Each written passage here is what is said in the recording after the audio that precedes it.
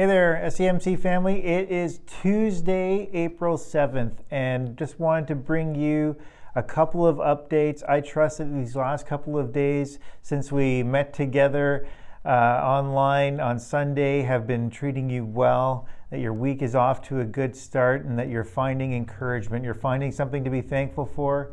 You're finding release from some of the worry or anxiety, or a way forward in the midst of it, that God's leading you through that. But I want to give you a couple of quick updates on a few different people that we've been praying for.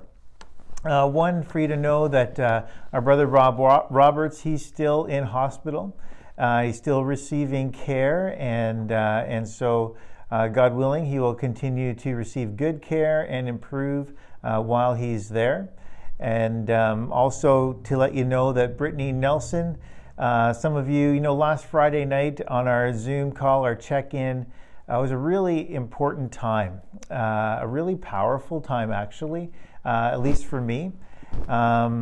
Just to be able to see people come together and to share honestly about some of the good things that were happening and some of the hard things. And certainly we were able to share with Brittany in one of the hard things that was happening for her. And she had tested positive for COVID-19, but she was also having some other health difficulties, and she has kidney stones. There's good news in the midst of that, is that her kidney stones are unrelated to her positive diagnosis. And the hard news is she still has to pass those kidney stones. And so continue to pray for Brittany as she endures that. As for some of you know, those are extremely painful. And so as she recovers through this COVID-19, her symptoms, as she recovers from that and also passes these kidney stones, that God would give her healing before too long as well. Also want to report to you with Thanksgiving from the Riley household, from Anna Riley, whose health continues to improve, and then her husband Rob also ended up testing positive, and so he's at home, and they are in quarantine but improving well, and very appreciative of your prayer and your encouragement for those of you who connected with them. Thank you so much for that. I also want to say thank you. Thank you to you for praying for our leadership team, our governing board. Since we affirmed our new governing board at the end of February, we have not had the opportunity to meet together in person, but we have certainly communicated well over the course of these weeks via email and Zoom conference. In fact, we have another Zoom meeting tonight, Tuesday night at 7:15, and we want to continue to work together to discern good steps for us as a church family over this next while. And so your prayer, your continued prayer for that wisdom and discernment to be willing to follow where God is leading us, even in these times, is greatly appreciated and valued.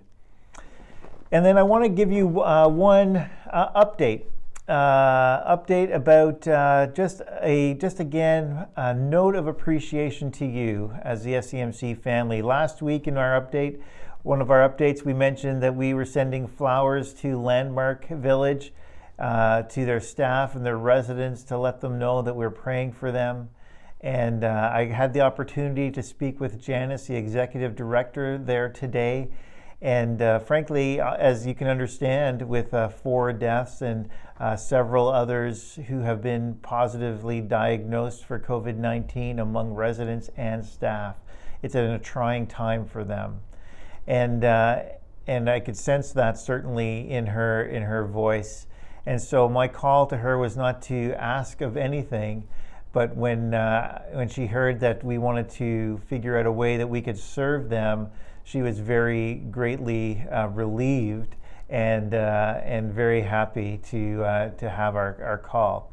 And so let me tell you something really cool that's going to happen. First, let me say thank you to those of you who made posters or handouts or whatever and took them over to Landmark Village and put them up in the entryway or in the parking lot. I drove by there the other day, and it was really impressive, and Janice also remarked on just what a good encouragement that was. And so tomorrow, here's what's going to happen tomorrow. You can be praying about this. One of our community partners in town over the last few years has been John Willis and his family at Brownstone's Restaurant. Tomorrow, John Willis and I are going to go over with meals for their staff, the staff at Landmark Village. Another way to encourage them, to give to them in the love of Jesus Christ, to let them know that we are praying for them and supporting them. And so thank you for allowing us to be able to make a tangible difference in the life of our community. That's something that's pretty cool. And lastly, let me leave you with this idea. I've been sharing these devotions online on my personal Facebook page, and you're certainly welcome to connect with me there if you like. But today's verse comes from Psalm 23, the second half of verse 3. It says, He, the Lord who is our shepherd, guides me along the right paths for his name's sake. You know, this morning I woke up and I felt really that something else needed to be done about Landmark. And so I said in my prayer to the Lord, I said, Lord, if this is true, then I need to be able to connect with both Landmark and somebody who would be willing to provide something. And so really thankful for how God has gone before and directed our path in this. And so there might be times, where we feel we're stuck, we're alone. But I think what's really important that this verse reminds us of is that we're not alone. God's actually the one who's going before us. We don't forge this path. We follow the path that he's laying out for us. We walk at the pace that he's walked. We walk in the direction that he walks. We just have to follow in behind him. And so that's really, to me, is a great comfort, because the solutions don't depend on me. The solutions don't depend on us as a leadership team. The solutions depend on the Lord and our willingness to look to him and to follow in closely behind him. He's the one that guides. He's the one that sets the pace. He's the one that determines the cause. He's the one that gives direction. And our desire has to be, is it for his name's sake? Is it the glory of God that we're concerned of? And that's one of the ways in which we've been learning to filter our prayer through. God, for your glory. And I think that's a really important reminder as we make our way through Holy Week this week. As we look at the life of Christ, the things that he endured, they were all for the glory of God. They were all for the sake of the kingdom. And so may you be encouraged today. If there's a way that we can help you or pray for you or connect or resource you so that you can be of help to somebody else, then please let us know. Send us an email. You can give us a call at the church office. We'll still receive those messages. And so thank you. God bless you. Keep well. Wash your hands. And let's continue to make a difference in our communities. Take care. Oh, and we'll see you tomorrow for coffee break at 10:30. Coffee break 10:30 Wednesday. All right? Facebook Live.